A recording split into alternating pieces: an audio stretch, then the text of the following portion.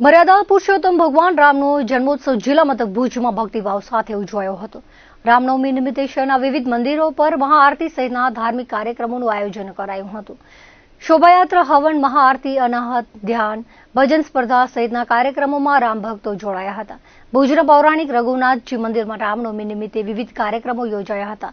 વાર્ષિક પરંપરા અનુસાર મંદિર પરિસરથી ભવ્ય શોભાયાત્રા વાજતે ગાજતે નીકળી હતી। શોભાયાત્રા પૂર્વે વહેલી પરોઢે રઘુનાથજીની મંગળ આરતી ગોવિંદજી માધવજી ઠક્કર પરિવાર દ્વારા શ્રીરામનું પૂજન કરાયું હતું। શહેરના મુખ્ય માર્ગો પર શોભાયાત્રા આકર્ષણ જમાવ્યું હતું।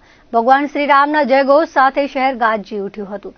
રઘુનાથજી મંદિરથી નાગર ચકલા, તળાવ શેરી, છઠ્ઠીબારી, મહાદેવ ગેટ, ઉપલીપાડ થઈ શોભાયાત્રા રઘુનાથજી મંદિરે પહોંચી હતી।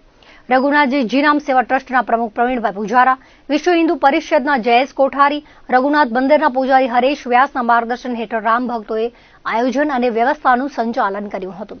ભુજના ઓમ સંસ્કાર ખાતે ધૂન અને આરતી બાદ બપોરે 12 કલાકે ભાવિકોની વિશાળ ઉપસ્થિતિમાં રામ જન્મોત્સવ ઉજવાયો હતો।